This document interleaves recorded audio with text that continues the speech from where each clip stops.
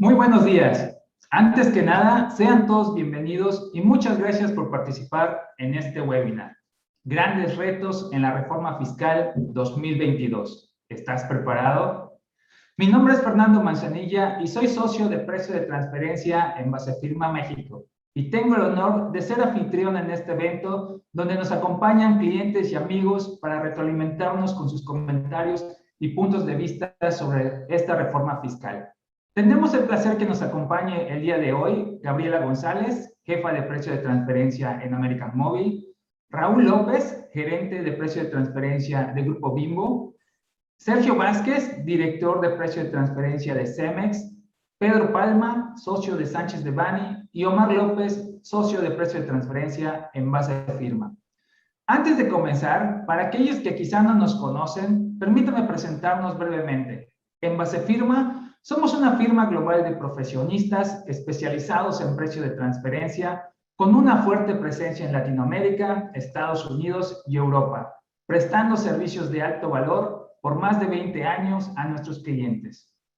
Como antecedentes y motivo de la realización de este webinar, el pasado 12 de noviembre se publicó en el Diario Oficial de la Federación la Reforma Fiscal 2022, la cual establece cambios que se aplicarán del siguiente año en materia de impuestos, ISR, IVA y IEPS, así como importantes modificaciones al Código Fiscal de la Federación, entre otras leyes.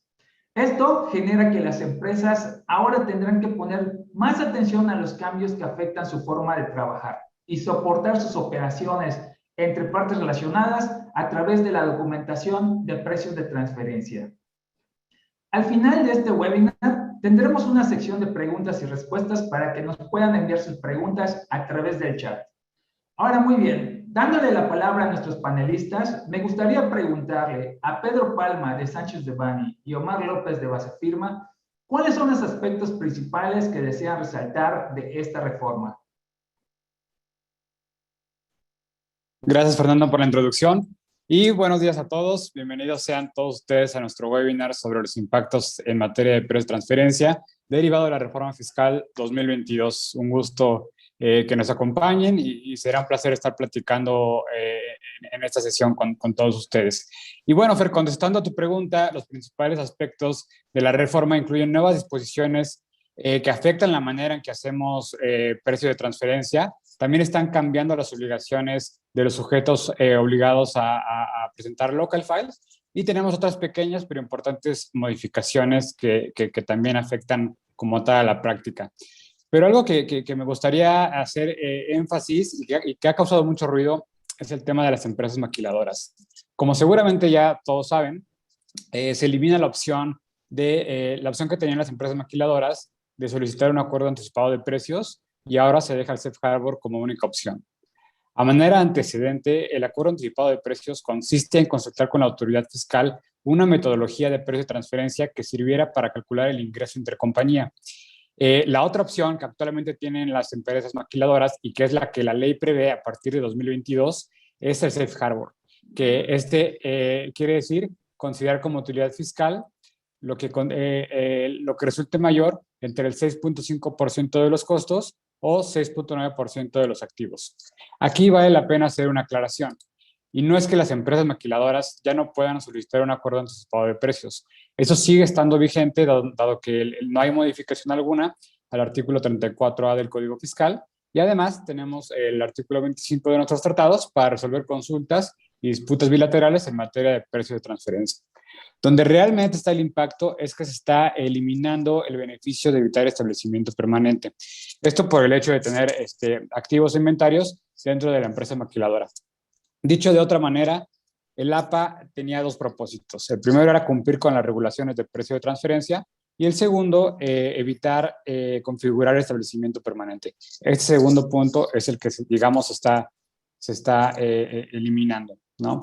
Entonces, para esto es muy importante que las empresas maquiladoras hagan una evaluación del impacto que tiene el safe harbor y en su caso se busque ampliar los años cubiertos por el APA, porque esto derivado a que en la reforma hay un artículo transitorio que nos permite ampliar el año en caso de presentarse antes del 15 de diciembre de 2021 hasta 2024. A continuación, cedo la palabra a Pedro Palma, quien nos hará algunos comentarios al respecto. Pues sí, Omar, antes que nada, muchas gracias por la invitación. Es un gusto platicar de estos temas tan interesantes con este panel de expertos. Volviendo al tema precisamente del APA unilateral, como bien mencionabas, creo que tiene dos elementos, ¿no? El primero de los elementos era precisamente que te permitía tener una rentabilidad del lado de la maquila mexicana, que ahora pues con la eliminación pues te deja solamente en el safe harbor, que entendemos que para ciertas empresas que son activas que son intensivas en activos, pudiera ser o incrementar una rentabilidad del lado mexicano. Y el punto que creo que, como dices, es bien relevante es precisamente respecto a la empresa o a la sociedad residente en el extranjero por las actividades de maquila que tiene con la mexicana. La eliminación de este APA unilateral lo que conlleva sería interpretar precisamente que este residente en el extranjero tendría un establecimiento permanente en México. Sin embargo, consideramos que existen elementos suficientes para hacer un segundo nivel de análisis a nivel del tratado. Y esto quiere decir que tendríamos que evaluar si dentro del análisis de tratado pudiera el residente en el extranjero configurar un establecimiento permanente por un lugar fijo de negocios, ¿no? Para que esto suceda, tendríamos que atender al artículo 5 de cada uno de los tratados o incluso del modelo de OCDE y definir si este residente en el extranjero realiza una actividad empresarial total o parcialmente a través de un lugar fijo de negocios que tenga a su disposición. Si este lugar fijo de negocios no está a su disposición, pues en principio no debería estar configurando establecimiento permanente. Creo que otra línea de análisis debería ser desde la perspectiva de las excepciones previstas al concepto de establecimiento permanente, ¿no? Dentro de estas excepciones, básicamente tenemos que si el residente en el extranjero mantiene mercancías en un lugar fijo o si hace entrega de bienes a través de este lugar fijo o incluso realiza la transformación de mercancías a través de este lugar fijo, son excepciones que están establecidas, digamos, dentro del párrafo cuarto al artículo 5 de los tratados que México tiene en vigor, ¿no? Esto también es recopilado por parte de la OCDE. Y obviamente en la medida que te encuadres en alguna de estas excepciones, no se estaría configurando el establecimiento permanente. Esto quiere decir que el tratado va a proteger precisamente al residente en el extranjero de la configuración del establecimiento permanente. Esto, digamos que tiene sus pros y sus cons. Tendríamos que analizar a la vez las modificaciones que implican el instrumento multilateral al concepto de establecimiento permanente, donde se incluyen reglas antifragmentación, ¿no? Entonces, estas reglas antifragmentación lo que te dicen a grandes rasgos es que si el residente en el extranjero realiza de manera fragmentada diferentes actividades que son consideradas como excepción, ello pudiera llevarte a configurar un establecimiento permanente. Entonces, como conclusión, realmente lo que les diríamos es que aquellos contribuyentes que se encuentren en esta situación deberán realizar un análisis caso por caso, ya que los tratados tienen diferentes cláusulas de este tipo, y sobre esa base determinar si efectivamente configuran un establecimiento permanente por las actividades de maquila que realizan con entidades mexicanas. Sobre este punto, para quienes les interese el mayor detalle de este tema en particular, realizamos un white paper, el cual pudiéramos estar compartiendo con ustedes. Solamente mándenos un correo o contáctenos de alguna manera para que les podamos compartir esta información. Creo que esa es la parte relevante, Omar. Vuelvo contigo. Gracias, Pedro. De acuerdo, pero primero hay que revisar si se configura una establecimiento permanente, como bien lo mencionas, y a lo mejor una segunda discusión serían los ingresos atribuibles a ese establecimiento permanente, ¿no? Todo esto previo análisis del impacto del safe harbor y hasta de una posible reestructura en la manera en el modelo de negocios de la empresa maquiladora. Y bueno, avanzando con los puntos, existen varias modificaciones que afectan nuestra práctica de precio de transferencia. Quisiera comentarles tres antes de darle espacio a nuestros invitados. El primer punto que me gustaría platicar es que ahora tenemos que incluir el análisis funcional de las contrapartes en cada operación, que si bien ya es un punto que se aborda en las guías de precios de la OCDE, ¿no? Conocer muy bien a la parte A y a la parte B para seleccionar la metodología correcta, ahora tenemos el requisito formal en ley de incluir todo el análisis funcional de la contraparte. Adicionalmente, se establece la aplicación del rango intercuartil como el método adecuado para ajustar los resultados de las comparables, ya que anteriormente únicamente se menciona a métodos estadísticos. Y creo que el punto más controversial de estos que están aquí mostrados es el que indica que la información de las comparables deberá corresponder al ejercicio sujeto a análisis. Y salvo que mi ciclo de negocios o aceptación comercial sea mayor de 1 año, se podrán utilizar más años de las comparables. Pero este punto, aunado con el vencimiento, con el cambio de los vencimientos que se recorre para el 15 de mayo, nos crea una paradoja en la práctica que nuestros invitados abordarán más adelante. Y bueno, para finalizar, nada más me gustaría presentar el siguiente diagrama en el que resumimos un poco las obligaciones, las nuevas obligaciones para identificar si una entidad está sujeta a presentar local file. Y esto derivado de que hay varios cambios. Y ahora se hace referencia al segundo párrafo del 32A del dictamen fiscal. Esto quiere decir que si una entidad supera el ingreso, tiene un ingreso acumulable mayor a 1.650 millones de pesos, estará obligado a presentar tanto dictamen fiscal como local file.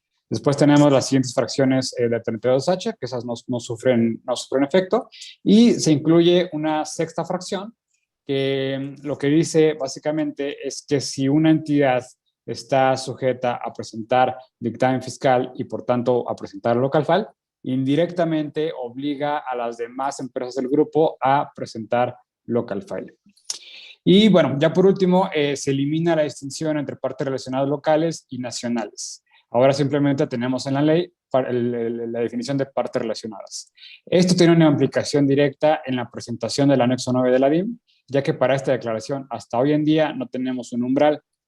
Esto quiere decir que solo por el hecho de tener operaciones con partes relacionadas, sin importar monto o lugar de residencia, estamos obligados a presentar dicha declaración. Y bueno, Pedro, no sé si aquí nos quieres dar tus comentarios desde la perspectiva legal. Claro que sí.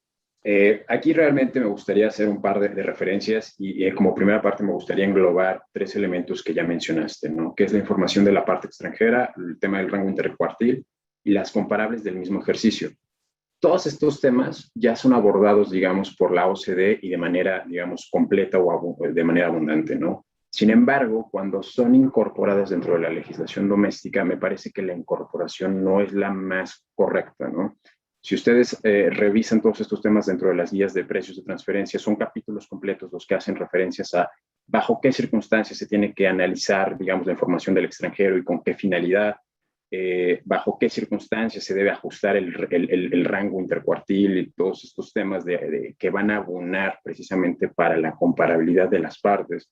Y en el caso de la legislación mexicana, pues básicamente creo que se toma una fracción de esto, se incorpora en la legislación y me parece que esto puede llevar, digamos, desde diferentes interpretaciones a problemas de extraterritorialidad, de ajustes que no necesariamente abonan a la comparabilidad de las partes o incluso problemas en la calidad de la información que va a tener a disposición del SAT para realizar sus análisis dentro de una auditoría, ¿no? Entonces creo que un punto aquí bien relevante será ver cómo el SAT va a analizar estos puntos en particulares. Y sobre esto no quiero meterme más, ya que esto va a ser tema de los que van a discutir nuestros expertos. Creo que eso lo quiero poner por un lado. Por el otro, me gustaría hablar del tema de la razón de negocios, ¿no? Básicamente, esta reforma incluye el tema de razón de negocios en diferentes artículos, ¿no? Algunos de los artículos que ya lo incorporan de manera expresa son precisamente los artículos de reestructuras del artículo 24, fusiones, escisiones, también se incorpora dentro del artículo 11, precisamente en la recaracterización de intereses en dividendos. Lo que me parece es que básicamente el SAT se dio cuenta en algún momento que la reforma que hicieron en 2020 para incorporar una regla general antiabuso iba a ser de difícil aplicación. Entonces, ahora lo que busca es precisamente, mediante la incorporación de esta regla en los diferentes artículos que ya hemos mencionado, pues tener una facilidad en la aplicación de esta regla, ¿no?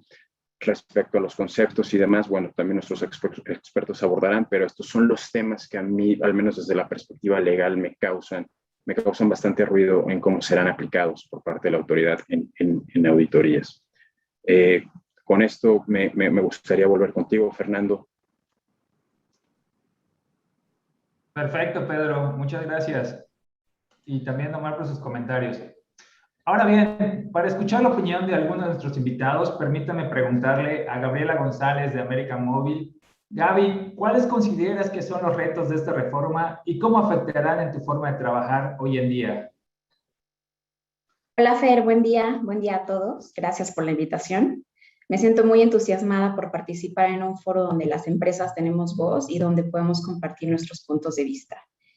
Bueno, yo considero que los principales retos de la reforma en materia de precios de transferencia a los que nos enfrentamos los grupos multinacionales se refieren principalmente a la carga administrativa con los nuevos requerimientos. En el caso específico de América Móvil, me refiero a la información correspondiente con el análisis funcional de la parte relacionada por cada tipo de operación y al plazo de entrega, ya que con la nueva modificación al artículo 179, donde se solicita incluir funciones, activos y riesgos de la parte relacionada por cada operación en el local file de la entidad mexicana, pues considero que puede implicar un reto para las multinacionales, ya que, por ejemplo, una entidad mexicana puede tener una operación con una parte relacionada establecida en algún país no miembro de la OCDE, o que la autoridad fiscal de ese país no tenga disposiciones o lineamientos en materia de precios de transferencia, o que cuente con reglas de materialidad respecto al monto de las operaciones, como es el caso de Brasil. Entonces, al no estar obligada la parte relacionada en el extranjero a documentar la operación, es el contribuyente mexicano quien asume completamente la carga administrativa para realizar el análisis funcional de la parte relacionada, enfrentándose a posibles contratiempos para obtener la información detallada, como la solicita el SAT, en el plazo establecido.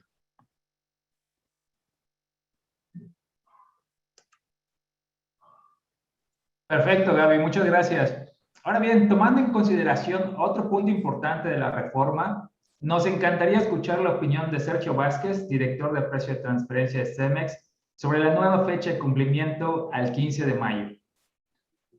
Claro que sí, Fer, con mucho gusto. Bueno, es claro que nos están dando muy poco tiempo, ¿no?, para cumplir con todas las obligaciones en materia de precio de transferencia, que como ya han expuesto, pues son más ahora, van a ser más ahora de lo que eran anteriormente con la reforma, ¿no? Y como todos sabemos que el tema de precio de transferencia, pues es un tema de comparabilidad. Y si queremos compararnos con otros países, pues todos sabemos que en Estados Unidos las obligaciones fiscales para los contribuyentes pues se cumplen en septiembre, octubre, ¿no? O en países de Europa es igual, se cumplen las obligaciones en materia de transferencia más allá del segundo semestre del año, ¿no? Por lo que, nuevamente, si queremos compararnos con países desarrollados, pues obviamente es claro y evidente que nos están dando muy poco tiempo para cumplir con nuestras obligaciones en materia de transferencia, que nuevamente son mucho más las que teníamos anteriormente. Perfecto, Sergio, muchas gracias. Ahora bien, permítame preguntarle a otro de nuestros invitados, a Raúl López, gerente de precio de transferencia de Grupo Bimbo. Raúl, ¿qué estrategias consideras necesarias?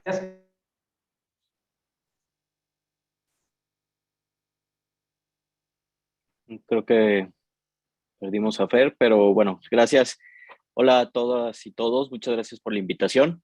Y coincido con Gaby, también estoy muy entusiasmado por formar parte de este panel de expertos.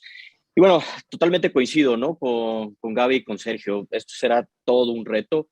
Y sobre todo hay que tener en cuenta que la documentación será más visible todavía, ¿no? No solo de nuestra compañía, también recordemos, como lo explicaba Omar, que se verá en la perspectiva de las partes relacionadas residentes en México con las que tenemos operaciones. Por lo que nuestra información de precios de transferencia tendrá que ser mucho más completa, holística, puntual, y así como mantener la consistencia y la coherencia. Entonces considero, bueno, que la principal estrategia es conocer a tu empresa, ¿no? O a tus clientes, en caso de los asesores. Es importante identificar ya esa revisión, empezar con este check-up, ¿no?, de qué es lo que afectaría más en lo establecido en la reforma a tu compañía, ¿no?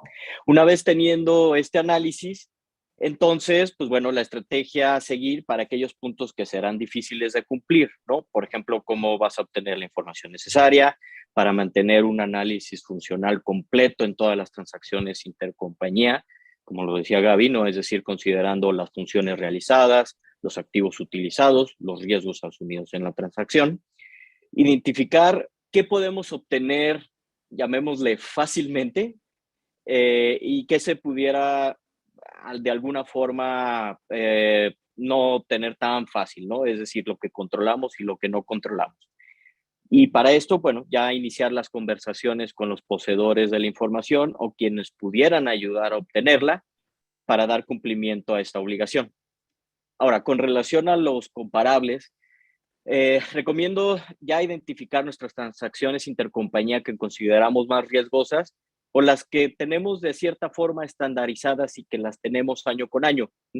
Revisar sus benchmarks, las fechas de publicación de estas comparables y en caso de que estas publiquen después de la fecha de entrega del 15 de mayo, entonces, pues bueno, ya iniciar el plan de acción para la toma de decisiones, ya sea vas a decidir con irte con la información del ejercicio anterior, vas a utilizar la información que esté en el ejercicio actual, o, pues bueno, utilizar cualquier otra información, llamémosle no auditada, o utilizar un set menor de comparables. Ahora, bueno, es importante que cualquier decisión que tomes tiene que estar documentada, tiene que tener una rastreabilidad de los elementos que se consideraron para esa toma de decisión y, bueno, tener este one-pager o esta página, ¿no?, donde explica el análisis y la conclusión final. Ahora, un punto adicional que recomendaría es tener o mejorar un modelo operacional. No importa si eres subsidiaria, si eres un corporativo o un asesor. Lo que permite este modelo operacional es seguir todos los pasos, ¿no?, en caso de que algo extraordinario se presente. Por ejemplo, en un inicio es la planeación de cómo vamos a cumplir, es decir, qué información vas a necesitar, lo que mencionaba del qué es lo que controlas y qué no, cuáles son las personas clave para que esto suceda. El segundo paso, pues bueno, es la implementación, es decir, pues ya todo iniciar ese plan de acción con los tiempos de entrega definidos y seguir una metodología de seguimiento y control para que sea de manera ágil. Por ejemplo, algo como Scrum o Kanban o diagramas de Gantt pudieran funcionar bastante bien. Y bueno, por último, la documentación, ¿no? Siempre hablamos de la documentación que tenemos que tener, lo que llamamos el famoso Defense File, donde soporte todas las decisiones obtenidas y explicando las consideraciones tomadas y, pues bueno, esto tenerlo a la mano en caso de alguna controversia. Perfecto, Raúl, muchas gracias. Al parecer, algo que nos deja de tarea esta reforma es una carga administrativa importante. En ese sentido, estimado Sergio, ¿qué acciones se está llevando a cabo para actuar de proactivamente en CEMEX? Claro que sí, bueno, adicionalmente a la incertidumbre jurídica, que es un tema muy importante que ya se ha tocado, pues un tema práctico administrativo que estamos haciendo o que vamos a empezar a hacer es pues tener una coordinación muy buena internamente con los distintos departamentos de la empresa, con el departamento legal, con el departamento contable, financiero, inclusive con el mismo departamento fiscal, para asegurarnos que obtenemos la información en el tiempo que la necesitamos para cumplir con este corto tiempo, ¿no? De igual forma, con nuestras subsidiarias en el extranjero, como Gaby y Raúl me han comentado, ¿no? Porque, bueno, la fuente de información va a ser algo crítico que necesitamos tener. Y obviamente, pues tenemos que tener una comunicación muy buena con nuestros auditores externos para asegurarnos que los estados financieros auditados los vamos a recibir en tiempo. Y finalmente, obviamente, con nuestros asesores externos para la coordinación en el trabajo de precios. Muchas gracias, Sergio.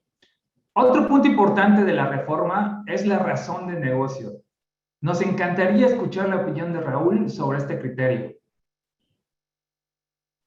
Sí, claro. Bueno, como lo mencionó Pedro, ¿no? La razón de negocio tiene gran relevancia en esta reforma y, pues bueno, es una incertidumbre de cuál será la definición de razón de negocio. Si mantendremos esa definición del artículo 5A de nuestro Código Fiscal, pero bueno, a falta de claridad si será el mismo concepto o será el mismo tratamiento, pues bueno, será una interpretación que tendrá que tomar la empresa. Por lo tanto, bueno, será sumamente importante para las compañías que en cualquier transacción intercompañía a celebrarse, o inclusive yo diría hasta las ya celebradas, cumpla con la parte de la contestación de cuál es la razón de negocio de esa transacción. Y igual, documentarla. Y como decía Sergio, esto lo tenemos que ver de manera holística. Entonces, los grandes aliados para contestar este tipo de preguntas, pues bueno, son Contraloría, Tesorería, Operaciones, Comercial, que nos pudieran dar una muy buena guía de cuál es una razón de negocios y poder dar cumplimiento a esta pregunta. Muchas gracias, Raúl. Algo que ha llamado la atención de muchos es el uso de comparables secretas. Gaby, ¿cuál es tu opinión sobre el uso de comparables secretas en un proceso de fiscalización? Analizando esta reforma a fondo, me parece que el objetivo de la misma está enfocado a tasas efectivas. En junio de este año, la autoridad fiscal publicó por primera vez la lista de tasas efectivas por actividad económica para grandes contribuyentes. Dicha lista se elabora con la información financiera de las entidades que presentan su información al SAT a través de declaraciones, comprobantes fiscales digitales, pedimentos, etcétera, ¿no? Ahora el SAT propuso en la reforma hacer uso de sus facultades para poder utilizar dicha información en revisiones a contribuyentes con la finalidad de ir evaluando si sus tasas efectivas se encuentran a parámetros de mercado. Esto de acuerdo con las tasas efectivas de la industria a la que pertenecen. La misma autoridad fiscal, en la cuarta publicación de las tasas efectivas realizada el 10 de octubre de este año, publicó que realizando estas revisiones vía buzón tributario se ha contactado con aquellos contribuyentes cuyas tasas efectivas se encuentran por debajo de las dadas a conocer por el SAT, para que estos realicen sus análisis y voluntariamente corrijan su situación fiscal mediante la presentación de declaraciones anuales complementarias. Esto me hace cuestionar qué sucede si la tasa efectiva del contribuyente es mayor. De igual forma se espera un aviso en el buzón tributario para ajustar la misma. Pero bueno, finalmente, esto puede sentar precedente y posiblemente más adelante el SAT utilice de igual forma sus facultades para ir desarrollando una base de datos para el amplio catálogo de operaciones intercompañía y no limitar únicamente el uso de comparables secretas a tasas efectivas. Probablemente en este escenario las empresas podríamos tener acceso a esta información previamente al desarrollo de nuestros análisis de operaciones intercompañía y no únicamente bajo el escenario de una revisión, tal como es el caso de Colombia, donde la autoridad fiscal cuenta con el SIREM, Sistema de Información y Riesgos Empresariales, que es una base de datos que se alimenta a los estados financieros que remiten las sociedades cada año a la superintendencia. Entonces suena bastante interesante el uso de las comparables secretas. Muchas gracias, Gaby. Ahora una pregunta general para todos nuestros panelistas. ¿Cuáles son los puntos que más le preocupan de esta reforma y cuáles son sus recomendaciones para nuestro público? Bueno, si me permiten empezar, yo considero 3 principales preocupaciones. La primera son los tiempos, ¿no?, de cumplimiento, son desafiantes, lo cual, como se comentó, ¿no?, puede generar una pérdida en la calidad de la información, ya sea de la compañía o inclusive de nuestras comparables, los que utilizamos en nuestros análisis económicos. Por lo tanto, los procedimientos internos tienen que estar ya bien establecidos o si ya están establecidos, mejorados, ¿no? Segundo, pues bueno, la documentación tiene que ser más completa y estandarizada. Esto, pues bueno, suena fácil, ¿no? Pero requiere un gran esfuerzo de coordinación con los diferentes actores que ayudan a tener una documentación de precios de transferencia completa, por lo que considero que es un reto importante. Y por último, también como lo hemos comentado y se ha repetido varias veces, la incertidumbre, ¿no? Siempre al no tener claridad en conceptos o formas de ver de la autoridad, pues bueno, es complicado y creo que es importante entender para poder dar un cumplimiento correcto, ¿no? Y que sea totalmente transparente para las dos partes, tanto para nosotros los contribuyentes como para la autoridad fiscal. Sí, yo estoy de acuerdo con Raúl. Yo considero principalmente que a mí me preocupa la disponibilidad de la información financiera de las comparables en el desarrollo de la documentación de precios de transferencia y el plazo de presentación de las declaraciones, ¿no? Tenemos que cumplir con el fondo y la forma en la fecha establecida Y debemos optimizar planes de trabajo con la finalidad de evitar retrabajar la documentación y estar presentando complementarias, ¿no? Yo creo que ese debería de ser el principal objetivo de todos los grupos multinacionales. Evitar presentar complementarias, evitar retrabajar, y eso requiere optimizar procesos y planes de trabajo. Y Fer, si me permites, digo, adicionalmente a lo que Raúl y Gaby han comentado, solamente me gustaría agregar un punto adicional. En CEMEX, se ha invertido CEMEX en la digitalización de sus procesos internos desde hace muchos años, ¿no? Y esta no es la excepción en el equipo de Press Transferencia, en la cual también nosotros nos interesa mucho la digitalización de los procesos en materia de Press Transferencia y hemos trabajado en automatizarlos. Y espero que este trabajo que estamos haciendo en digitalizar y automatizar los procesos nos sirva para, obviamente, ser más eficientes y cumplir de una forma más fácil y mejor con los tiempos tan cortos que tenemos. Entonces, yo creo que es una sugerencia para todos nosotros el tratar de empezar a digitalizar nuestros procesos. Y pienso que cada vez más se vuelve más importante que los equipos fiscales tengan asignados al menos una persona del equipo de Process Analytics para estar dedicado 100% al departamento fiscal y con la colaboración de ellos automatizar todos nuestros procesos, ¿no? Por mi parte, igual tendría un par de comentarios, ¿no?, a este respecto. Creo que uno de los puntos que a mí me preocupan de esta reforma son precisamente los temas que platicamos en su momento relativos a la información de la parte extranjera, rango intercuartil, comparables del mismo ejercicio, incluso razón de negocios. Todos estos temas, de nuevo, ¿no? O sea, creo que la forma en que fue incorporada dentro de la legislación no siempre es la más adecuada y esto pudiera llevar a diferentes interpretaciones. Mi preocupación es precisamente qué interpretación pudiera tomar el SAT ya en una auditoría de estos puntos, ¿no? Creo que de alguna manera las guías dan un margen más amplio de lo que nos va a dar la ley como está reformada y entonces el cuestionamiento sería: ¿podemos seguir atendiendo a las guías de precios de transferencia para interpretar esta ley reformada con estos puntos en particular?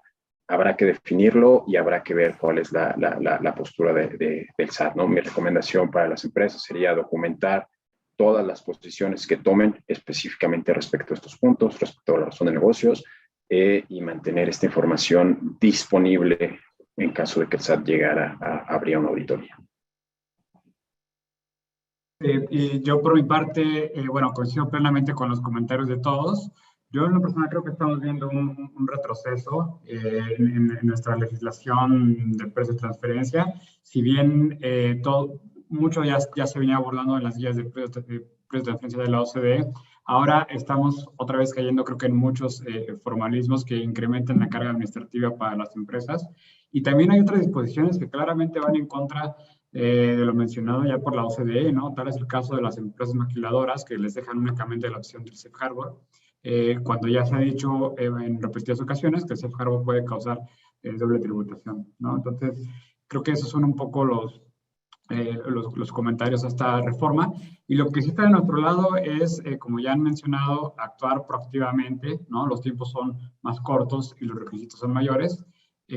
Por lo tanto, es importante poner atención, especial énfasis en la automatización de los procesos, en armar archivos de defensa, ¿no? Para documentar razón de negocio, no solamente para transacciones de servicios, sino también para regalías, intereses y reestructuras, ¿no?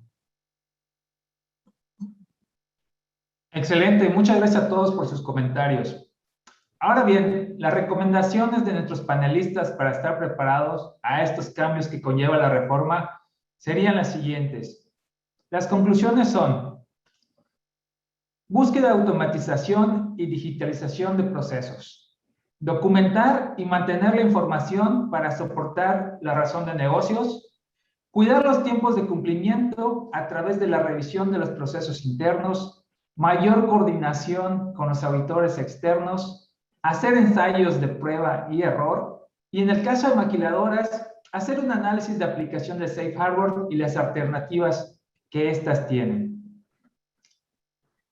Ahora, en nuestro segmento de preguntas y respuestas, vamos a tomar algunas preguntas de nuestro público para que algunos de nuestros panelistas nos apoyen a contestarlas. Una de las preguntas que tenemos es, ¿la nueva fecha de presentación es para mayo 2023 o bien para 2022?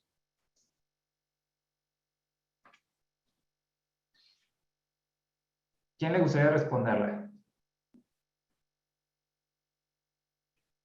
Bueno, por la, digamos, parte operacional, y ahorita Pedro nos pudiera platicar la parte legal, yo diría que no importa. Al final, yo creo que debemos de estar preparados ya, pensando que es en mayo 22, si es en mayo 23, que mejor, pero si es en mayo 22, ya vamos tarde, ¿no? Entonces, yo diría, como menciona Omar, es mejor ser proactivo que reactivo. Entonces, iniciar ya los análisis, ya tenemos definida la reforma, bueno, ya va a ser ley, más bien ya es ley. Entonces, pues bueno, ya tenemos todos los elementos de análisis y soporte. Digo, sé que suena fácil decirlo, pero bueno, al final creo que es mejor poner manos a la obra, identificar tus puntos en ese check-up, ¿no? En dónde es donde más te duele y pues bueno, tomar las decisiones necesarias para dar un cumplimiento correcto. Muchas gracias, Raúl.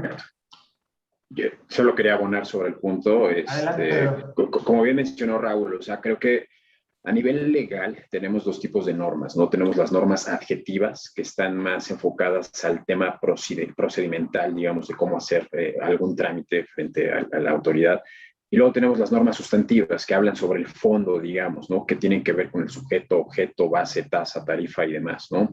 Entonces, ¿cuál es el tema de estas dos? Bueno, básicamente que las normas adjetivas que refieren a procedimientos, esas sí pueden aplicarse de manera retroactiva, ¿no? Entonces, en la medida en que estas normas, digamos, de presentación caigan dentro de esta categoría sustantiva, creo que el SAT pudiera tener un fundamento para buscar precisamente que el contribuyente cumpla con esta obligación a partir del siguiente año, ¿no? En 2022.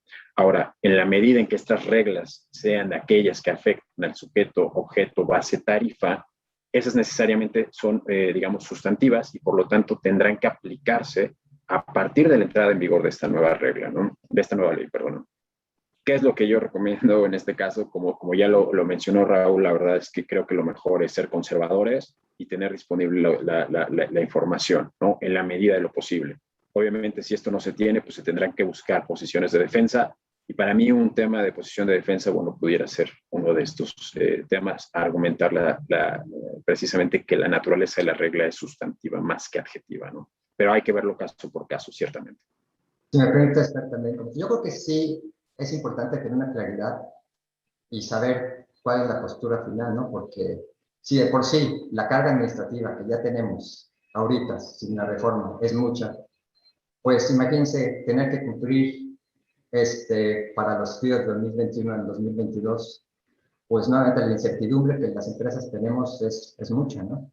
Y entonces yo creo que sí se requiere una definición, porque escuchas a consultores que te dicen que es para aplicar en 2022, otros que en 2023, entonces nuevamente la incertidumbre que tenemos nosotros como empresas es mucho, la carga de trabajo que tenemos nosotros actualmente es mucha, entonces yo creo que sí es importante tener una claridad de cuándo va a entrar en vigor. Obviamente tenemos que prepararnos, ¿no? Pero la incertidumbre pues es algo que si podemos evitarla, pues mejor. Perfecto, muchas gracias. De hecho, es una pregunta que viendo el chat se repite mucho. Muchos tienen esa incertidumbre de cuándo tenemos que presentar las DIN 9, Local File, Master File, si para 2022 o para 2023, ¿no? Muy bien. Otra pregunta que nos hacen, dice, en términos de digitalización versus operación y eficiencia en los resultados, ¿la simplificación no pone en riesgo los resultados y la realidad de la operación? Digo, aquí, yo creo que... no, adelante, Gabriel. Perdón, Sergio. Yo considero que no lo pone en riesgo porque la misma autoridad fiscal nos comenta que cuando tú vas a analizar, vas a seleccionar cuál es la entidad que vas a analizar en una operación, sea la más simple, la que sea más fácil de evaluar. Entonces, yo no veo que haya algún tema con la digitalización, al contrario, creo que es necesario. Sí, comparto la misma opinión, Gaby. Yo creo que la digitalización es algo fundamental y necesario que todos tenemos que trabajar y enfocarnos, ¿no? Creo que ya en estas épocas ya no podemos no estar digitalizados ni automatizar nuestros procesos. Sí, Ahora, tal vez coincido, hay ahí que también... Adelante, Omar, perdón. Adelante, Adelante. adelante. No, tal No, vez simplemente, ahí la digitalización y la eficiencia no significa que vas a recabar menos información, ¿no? Tal vez es recabar toda la información que necesites con los menos recursos que puedes invertir. totalmente. Y también no le tengamos miedo a la tecnología, ¿no? Creo que la tecnología es un gran aliado, puede ser una forma eficiente de documentar. Ahora, vamos, ¿cuál va a ser la definición de simple? ¿No? Si tienes una documentación de una página, pues sí es simple, pero seguro vas a tener problemas. Sin embargo, es una documentación simple, pero con los elementos necesarios para soportar en caso de una controversia, adelante. Al final es ser eficiente. Entonces, hay que tener muy claro qué es simple. Perfecto. Pues muchísimas gracias a todos por sus comentarios. Tenemos otras preguntas, las cuales no nos va a alcanzar el tiempo de contestarlas directamente, pero estaremos resolviendo cada una de sus dudas por correo. No nos queda más que agradecer de nueva cuenta a cada uno de nuestros invitados por su participación en este webinar, así como al público que nos acompañó el día de hoy. Si desean saber más sobre esta reforma y otras actualizaciones en materia de precio de transferencia en México y otros países, por favor, no duden en seguirnos en nuestras redes sociales y en nuestra página web basefirma.com, o pueden enviarme un correo a fernando.manzanilla@basefirma.com o a omar.lopez@basefirma.com. De nueva cuenta, muchísimas gracias a todos y que tengan un excelente día.